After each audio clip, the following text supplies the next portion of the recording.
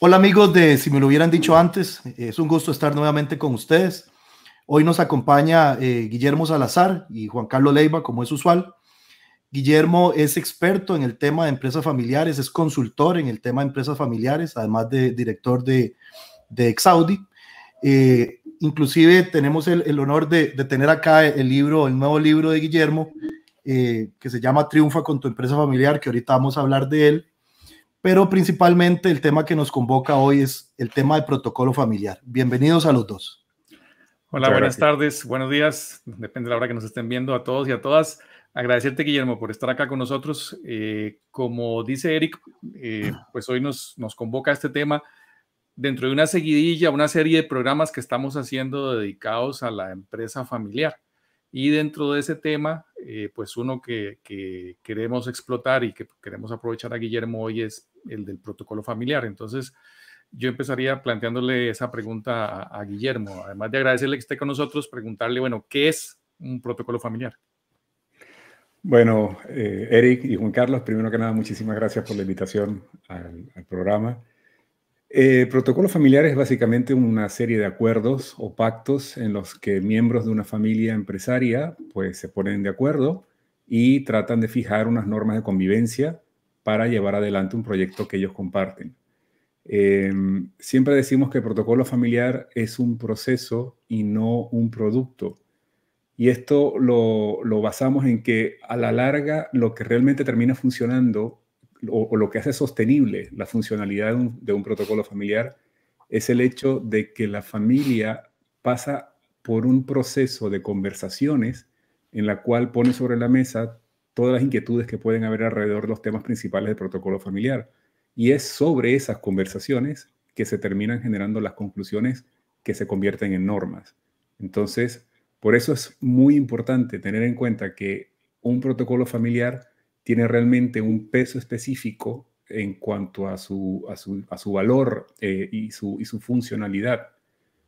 Para ponerlo en práctica, es porque se genera en el seno de esas conversaciones de la familia.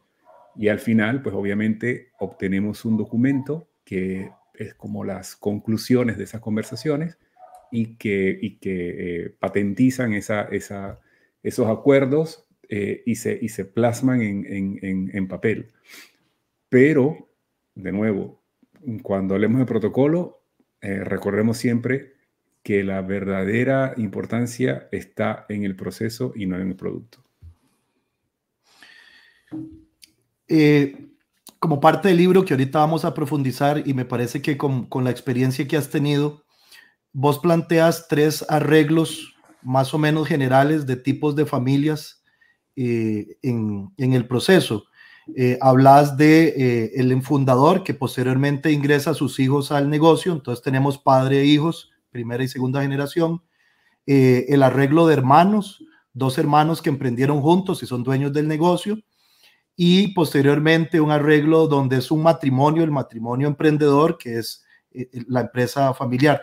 ¿Nos podrías hablar un poquito de caracterizar cada uno de estos 3 grupos? ¿Qué virtudes tienen, qué características y cuáles son los principales riesgos de estos 3 grupos? Sí, bueno, lo que hice fue tratar de simplificar las diferentes variables que existen o combinaciones que existen de relaciones y que terminan constituyendo una empresa familiar. Existen más, ¿no?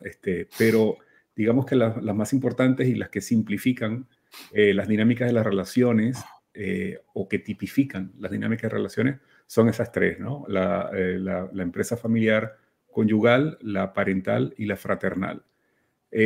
Cada una tiene, digamos, diferentes características que la terminan identificando y diferenciando de las otras.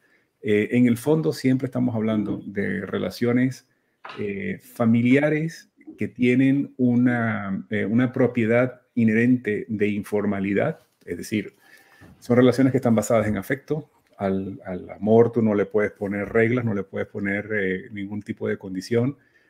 Sin embargo, cuando trasladamos ese tipo de relaciones al ámbito profesional, ahí sí empezamos a necesitar poner un poquito de orden y de normas. Por eso es que al final se termina generando el protocolo familiar, porque hay que regular la funcionalidad, las responsabilidades y el alcance que tiene cada uno. Entonces, el poder hacer ese traslado de una dinámica de familia a una dinámica de empresa en la que podamos poner sobre la mesa la jerarquía, el orden, la forma de toma de decisiones y los roles de cada quien, es lo que termina generando estos tres tipos diferentes, ¿no? Entonces tenemos, por ejemplo, el tipo de empresa del el matrimonio emprendedor o el tipo conyugal. Aquí básicamente el reto está en saber poner los límites, dónde termina el ámbito de familia, los recursos de familia y dónde empiezan el ámbito de empresa y los recursos de empresa. Cómo diferenciar el tiempo que le dedicas a la pareja y cómo diferenciar en qué momento comienza a importar las horas que le dedicas al trabajo, ¿no? Ese es quizás el reto más interesante. Y obviamente, pues el trabajo de la comunicación en pareja va a depender mucho del tipo de relación afectiva que exista entre los dos fuera del ámbito empresarial. Luego, podríamos hablar de las empresas familiares fraternales, en las que por lo general tienes a una pareja de hermanos, hay un hermano que se identifica funcionalmente hablando con la producción y hay otro que se identifica con la venta. Vamos a encontrar generalmente esa fórmula en el que hay un hermano que tiene más exposición a la vida pública porque está encargándose de distribuir, de vender o de promocionar los servicios o los productos que genera la empresa, y tienes al otro hermano que generalmente es el que se queda en planta y es el que está haciendo, creando y dándole forma a esos productos o servicios. Entonces, suelen ser relaciones que cuando funcionan muy bien, como una buena llave, con un equipo. Realmente, a mí me encantan los equipos hermanos porque tienen un nivel de complicidad y de comunicación que no lo tienes con ningún otro tipo de relación humana. La relación con tu hermano, cuando es funcional y cuando va bien, pues realmente los convierte en un excelente equipo. Pero también son las relaciones más explosivas. Al momento de cualquier conflicto, pues realmente pelearse con un hermano, pues los que tenemos hermanos sabemos cómo puede ebullir la situación, ¿no? Y cuando eso ocurre en una empresa, pues realmente el impacto es inmediato y se siente en el ámbito de la empresa. Entonces, aquí el reto está justamente en encontrar cuáles son los momentos que por lo general terminan creando situaciones de conflicto entre los hermanos vinculados casi siempre a temas de familia. Y aquí decimos que casi siempre estos temas de familia tienen que ver con o bien las parejas de cada hermano o hermana o con los hijos que se empiezan a involucrar en la empresa. Por lo tanto, vamos a encontrar situaciones que suelen estar vinculadas al ciclo de vida de cada uno de los hermanos. Y cuando los hermanos tienen hijos que se empiezan a involucrar dentro de la empresa, empiezan a aparecer situaciones de conflictos que hay que empezar a atender. O los podemos planificar perfectamente. Para eso el protocolo de hermanos funciona muy bien, para prever tanto el rol que ocupan las parejas como los hijos o que ocuparán los hijos en el futuro, ¿no? El último tipo de empresa familiar que presento es el tipo parental, un padre con 1, 2 hijos. Aquí el foco está en el tema de la sucesión y cómo trasladamos el liderazgo a la siguiente generación. ¿Cómo es ese proceso? ¿Cómo empezamos a darle forma a no solamente la parte de la transición de la propiedad, sino también cómo transmitimos la administración de esa empresa y, sobre todo, lo más importante, cómo esa manera de liderar la empresa o de gobernar la empresa puede superar el gran reto que existe en las empresas familiares, que es pasar de primera a segunda generación, donde el modelo mental de toma de decisiones pasa de uno decidiendo a varios decidiendo. Ahí es donde está el verdadero reto de una empresa familiar de padres a hijos. Muy bien, muy claro, Guillermo, muchas gracias. Vos decías hace un momentito que el protocolo no es un producto, sino es un proceso. Entonces yo creo que en función de eso te podríamos preguntar, el protocolo no es nada más escribirlo o copiarlo de otra familia o agarrar uno de internet y usarlo. ¿por qué es tan importante hacer ese proceso previo a la redacción del protocolo? Pues fíjate que, a ver, copiarlo lo puedes copiar. Tú googlea y pon modelo o plantilla de protocolo familiar y vas a encontrar un montón de cosas, ¿no? Va a ser difícil más bien escoger cuál es el que más te gusta. Pero al final, como decíamos, lo que es realmente importante en estos procesos son las conversaciones. ¿Cómo puedes tú entrar en una conversación de valor que te aporte la creatividad necesaria para poder establecer o definir un propósito, que es a fin de cuentas de lo que se trata esa conversación? Decidir entre 2, 3 personas, ¿para qué estamos haciendo todo esto? ¿Por qué nos estamos metiendo en esta complicación? Porque las relaciones de familia dentro de una empresa no dejan de tener su grado de complejidad y realmente qué es lo que justifica que sigamos juntos, ¿no? Y todo proceso de protocolo familiar tiene que empezar precisamente con responder esa pregunta. ¿Para qué estamos juntos? ¿Cómo puedo yo, desde lo más profundo de mi corazón, justificar que realmente me quiero involucrar en este proyecto empresarial? Entonces, responder a esas preguntas requieren toda una metodología de trabajo en la que pasamos por entender cuáles son los valores y los principios que rigen nuestro sistema de toma de decisiones, cuál es nuestra historia, cuáles son aquellos elementos que nos conectan desde un pasado y una mitología que compartimos y que definen nuestra identidad y nos dicen, este es nuestro presente y de aquí en adelante queremos ir hasta el futuro. Y ese futuro, ¿cómo lo construimos? ¿Cuál es ese sueño compartido que nosotros queremos definir? Y a partir de ahí, ¿cómo verbalizar todo eso en un propósito que se puede trasladar a la misión de la empresa? ¿Para qué estamos aquí? ¿Hacia dónde queremos ir? Y de alguna manera, ¿qué valores estamos aportando a nuestro entorno, ¿no? Entonces, todo eso es lo que te da una verdadera base para que esas normas que vas a establecer tengan sentido. Digamos que prácticamente una vez que tú defines todo esto que hemos hablado del trabajo previo, la parte de las normas es lo más fácil, porque ya sabes para qué lo estás haciendo, ya has creado el pacto, ya has hecho el compromiso de lo que como familia estás aspirando. Entonces lo demás es simplemente poner piezas en su lugar.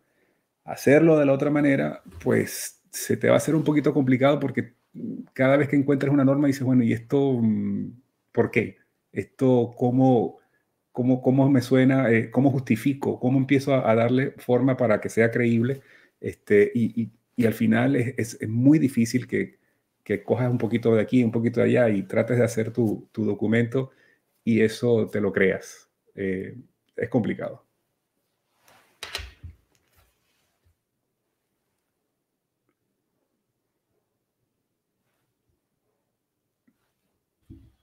Tenés el micrófono silenciado, Sí. Eric.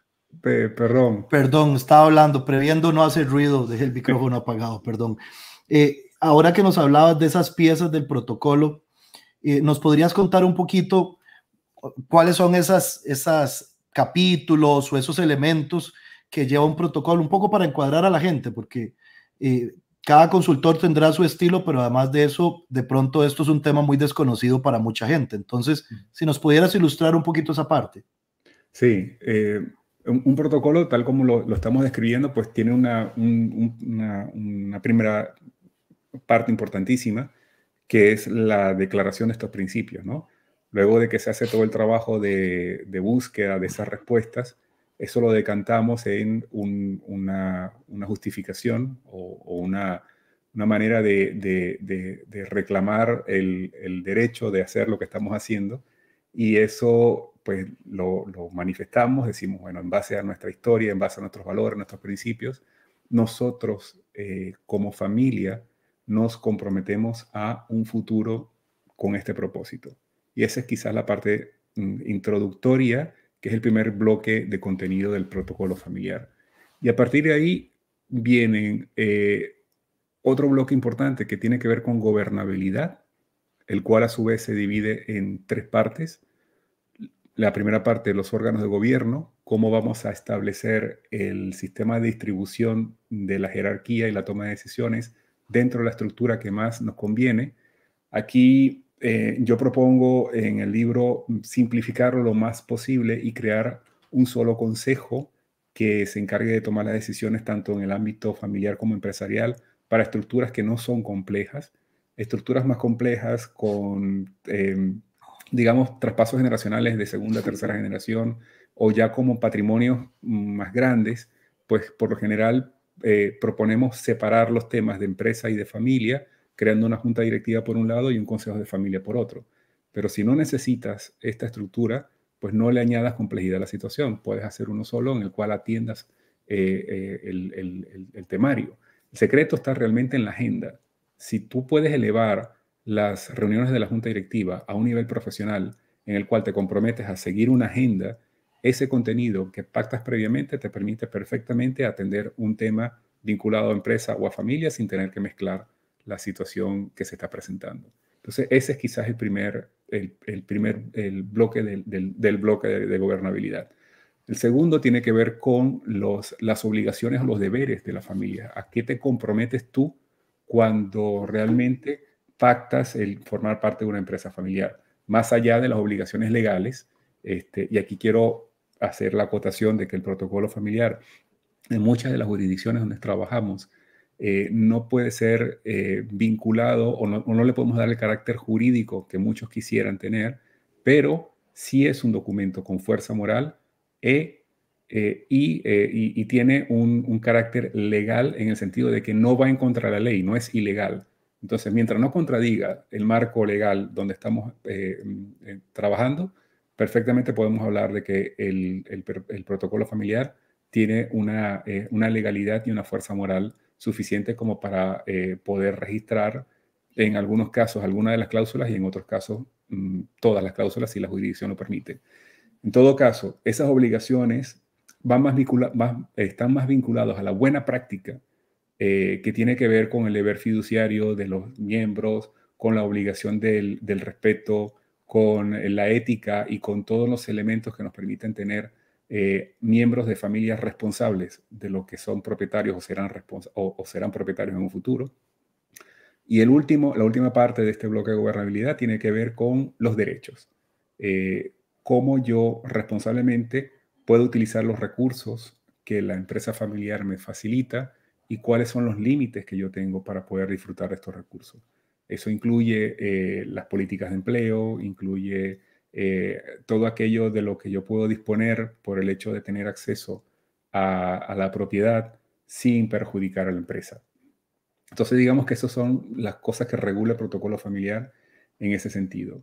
Finalmente existe un último bloque que pudiéramos incluir, si fuese el caso, sobre todo en estas empresas familiares parentales, que tiene que ver con la sucesión. Y si es el momento de hablar de ello, pudiésemos incluir entonces elementos de sucesión de la propiedad, elementos de la sucesión de la administración y elementos de sucesión del liderazgo. En estos capítulos que podrían terminar de redondear lo que sería un protocolo vinculado u orientado a un proceso que está por comenzar o que ya está en marcha. Y de esa manera, pues ya podríamos recoger todas las inquietudes que pudiese tener una familia en una situación relativamente estándar de transición generacional. Muy bien. Muy bien, Guillermo. Y en tu experiencia y con diferentes empresas, ¿cómo lograr que una familia logre esa visión o ese sueño compartido?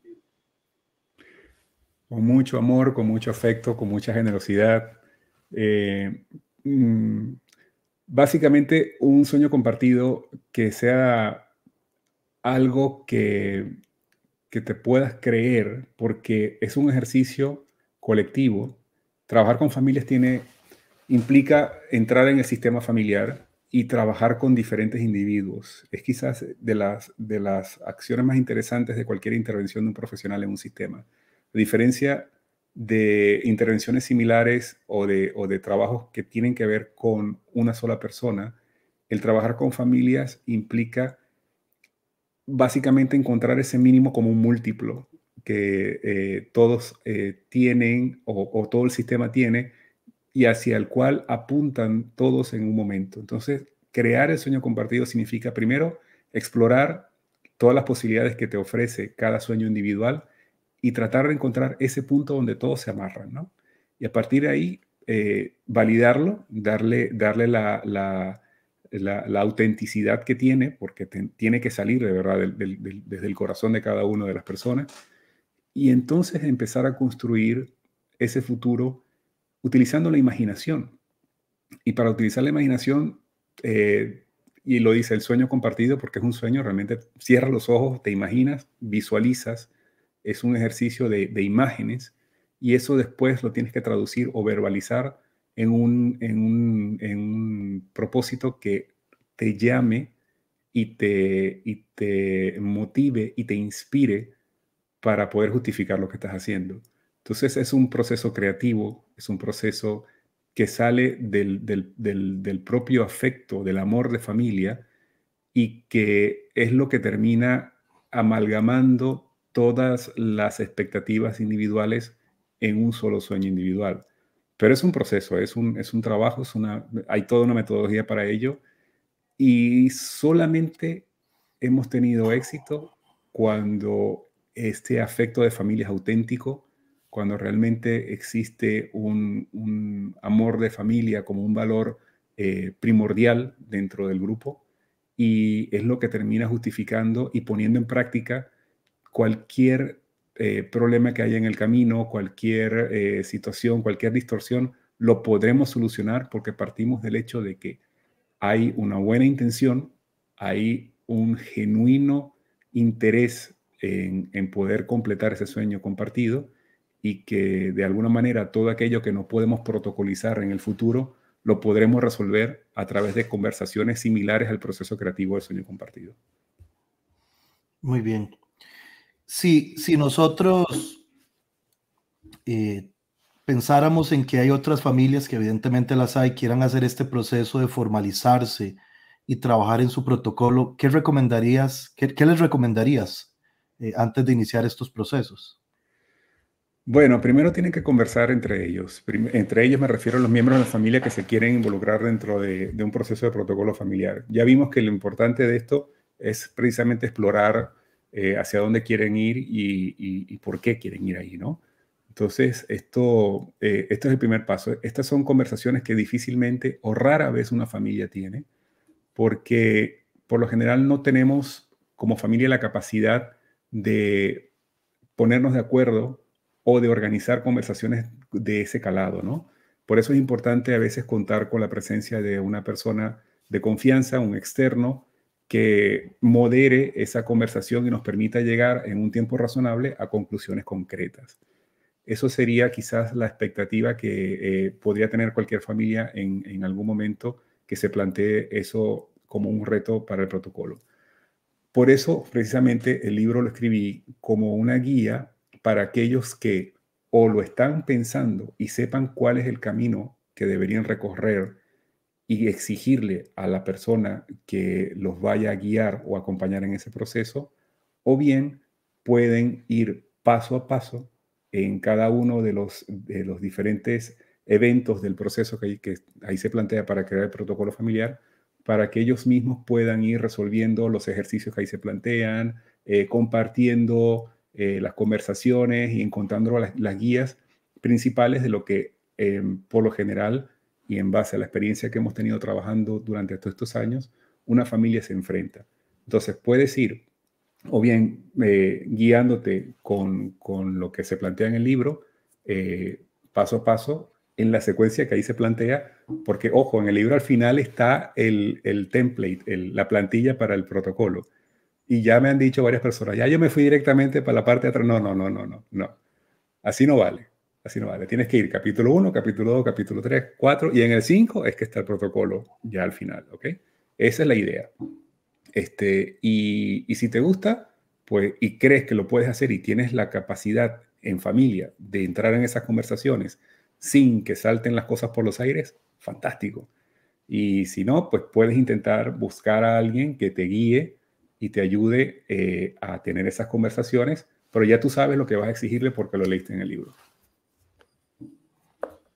Ok, muy bien. De hecho, para ir cerrando, te queríamos preguntar eso de qué trata el libro, dónde se puede conseguir, y ahí nos adelantabas un poquito que puede ser hágalo usted mismo, o podría ser un lista y chequeo para pedirle a alguien que nos ayude a hacerlo.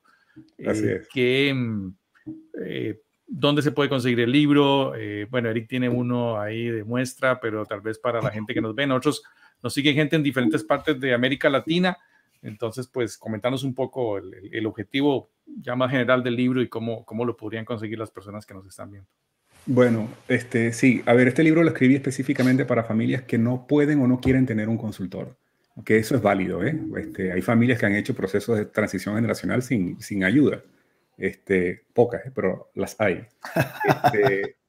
Lo que hemos aprendido en todos estos años, yo tengo ya más de 20 años trabajando en diferentes países de Hispanoamérica, con familias que tienen diferentes niveles de complejidad, diferentes pasos a seguir o diferentes alcances que necesitan en cada proceso.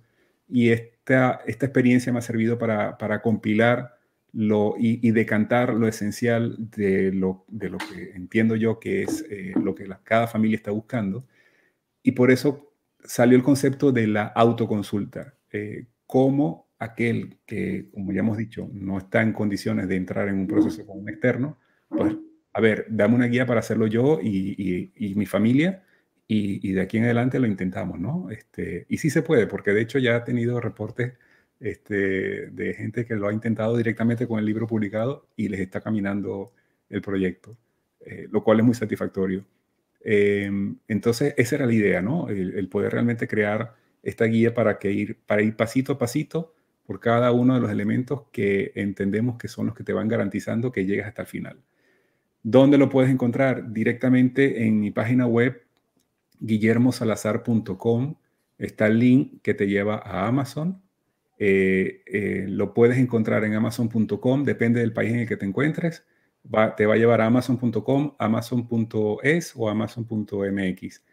En todos lados lo encuentras en versión ebook, en paperback, que es el que tiene ahí Eric.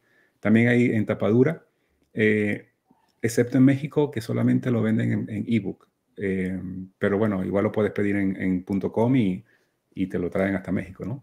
Y ahí lo encuentras. Así que pues espero que para aquellos que lo estén deseando, pues les llegue rápido el libro. Yo tuve la oportunidad de leerlo y lo agarré y no lo pude soltar. Me encantó. Yo te lo dije el otro día, de verdad, de corazón. Me parece que desde la perspectiva de aprender o de la perspectiva de sentar a la familia, hacerlo, tiene un contenido valiosísimo, ¿verdad? Recomendado de corazón. Gracias. Incluso aquellos que ya me lo han comentado varios colegas, como consultores también les da una guía perfecta para trabajar con familias. O sea que también le puedes sacar partido por ese lado. Si estás interesado en aplicar eso para tus trabajos con tus clientes, pues ahí tienes un manual para poder ir adelante con ese proyecto. Súper. Bueno, Guillermo, muchísimas gracias. Realmente ha sido un honor tenerte en nuestro espacio. Creo que el contenido ha sido súper valioso para la empresa familiar y para la familia empresaria.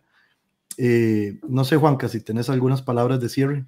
Pues no, igual agradecerte, Guillermo, por el espacio que nos has compartido hoy. Creo que es muy valioso para toda empresa familiar que, como dicen las cifras, son la mayoría en todos nuestros países. Entonces, pues es un contenido muy valioso y gracias por estar con nosotros hoy.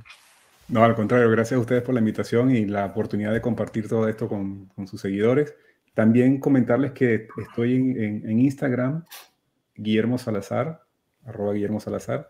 Ahí estoy poniendo cosas de protocolo, actualizando información, poniendo datos, ejemplos, casos. Así que si les interesa el tema, tienen otra fuente adicional mucho más activa también a través de Instagram. Perfecto. Agradecerles a todos ustedes, seguirnos en el canal, escucharnos, recordarles nuestras redes sociales, Facebook con el nombre Si me lo hubieran dicho antes, Instagram con el nombre Si me lo hubieran dicho antes y YouTube con el nombre Si me lo hubieran dicho antes. Que estén muy bien. Hasta luego. Gracias. Bueno.